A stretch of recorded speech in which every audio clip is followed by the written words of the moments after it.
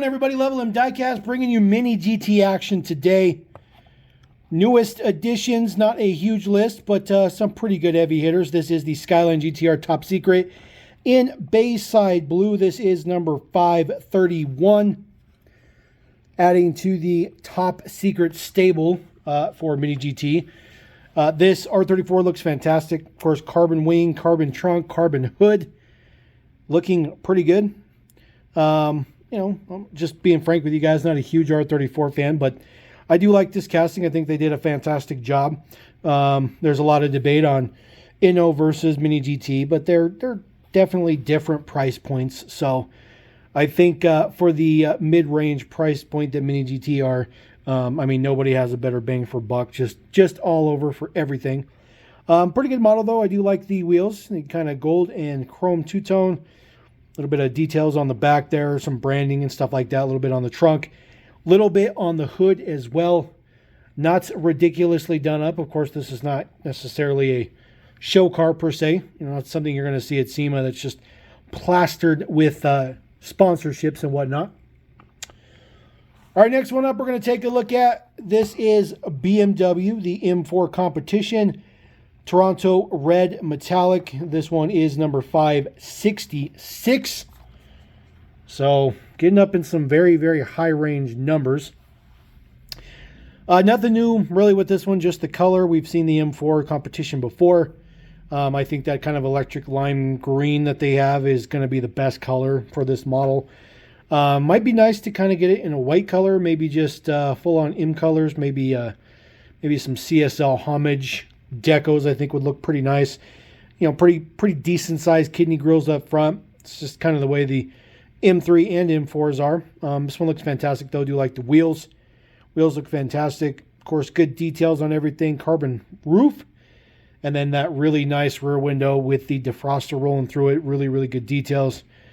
Rolling through to that quad tipped exhaust. It's a pretty good model.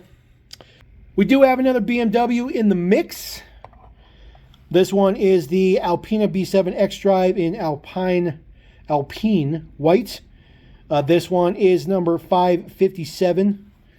So pretty cool to get this one in white. The only reason I really like the cars in white is because it makes every single detail of the casting pop out, because everything creates a shadow. So all the door lines, the door handles, cutouts, divots, you know, elevation changes, all that good stuff like that. Everything just pops on a car that's white. When they're black or dark colors, everything just blends in. Usually can't see the details of the car or the model, but this one looks pretty good. We've seen pretty much just black and gray shades. Now we're seeing a white one.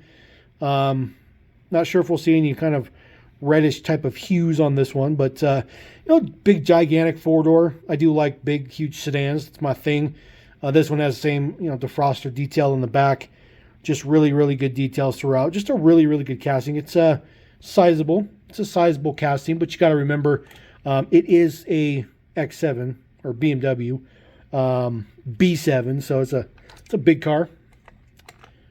X7. What am I up to? All right, moving on to some very, very cool Lambos. We have two Lambos here. Huracan GT3 EVO number 19, 2020 IMSA Daytona 24-hour for Gear Racing. This one is number 552. IMSA licensed model. This one is especially nice with the ridiculous amount of super print on it. At least I like to call super print. This one is decoed up really, really cool. It says, of course, gear on the side, kind of like a comic reel, a little bit. Looks really good. I think they did a ridiculously good job with the prints. Mini GT, just fantastic. A couple of the driver names right there on the top. One from potentially looks like maybe Sweden, and the other one from the UK. Super, super cool. Just a really cool detail. Number 19. Just a few integrated, you know, sponsorships and stuff like that on there. Even prints down below the taillights. Looks good. It says Gear Racing Program or something like that on the wing, which looks pretty good as well. Gear Racing Program.cam is your driver names. Pretty cool piece. I like the deco on that one. Very cool. Very cool. All right, the other Evo that we have in this one is definitely not made for sanctioned racing, but kind of unlimited. The Huracan STO in Verde Citrea. Definitely not saying that right, 100% butchering that, but that's perfectly fine. Number 547, this color is bonkers. This color is really cool. It's ultra metallic, a little bit lime flavor to it with some orange accents and stuff like that. You know, the STO is a very, very busy car. There's a lot of aero. There's a lot of design, cuts, angles, you know, very muscular kind of looking car.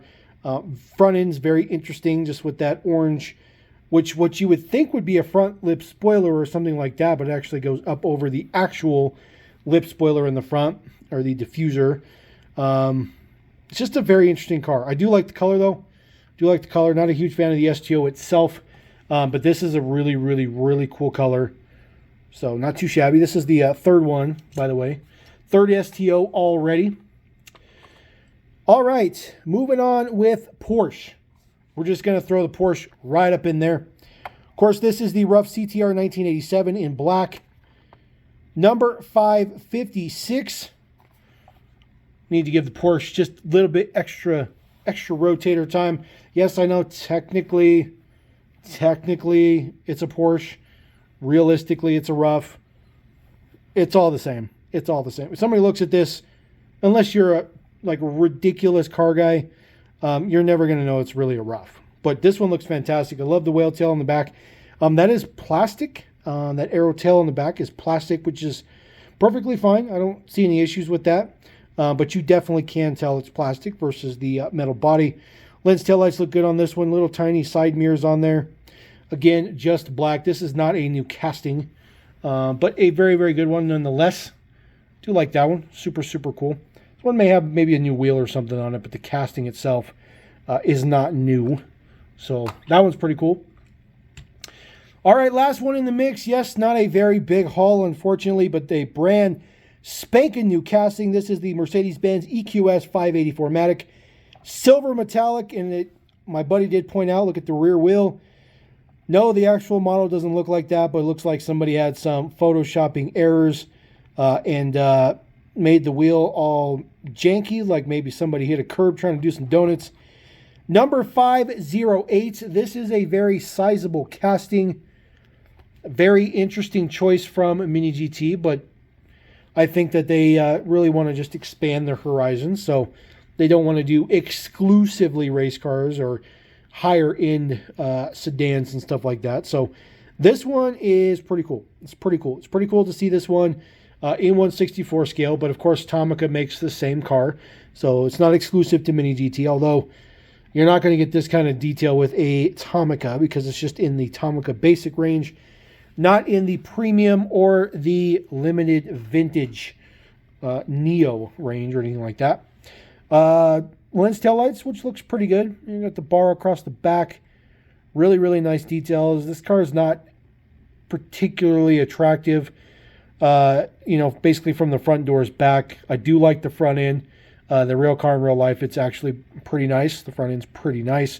Very intricate details in there with the Mercedes logo and the grille and all that good stuff. Of course, it says EQS right there on the little itty-bitty tiny A-pillar, which is super, super cool.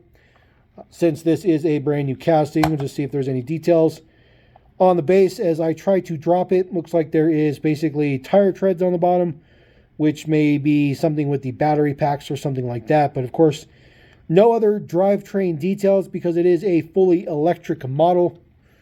So we're going to throw that guy on there, and then what we'll do is we'll just throw our big old BMW X7 on there. Just let them roll. Just let them roll. B7. I keep calling it an X7. B7. So there are your two sedans we're going to roll out with. Not a big mix, but a pretty good varied one as usual. So let me know what you guys think about those models. Definitely going to try to hunt down some more MiniGT. There should be a huge tranche coming in the next couple of weeks, and including that Shelby Transporter, which just dropped, which we will carry here on the channel as soon as we are acquired of having it. So until then, we're going to roll out for now for MiniGT. Level 'em Diecast. We'll catch you next time. Don't forget to subscribe. Appreciate every single one of you. Peace!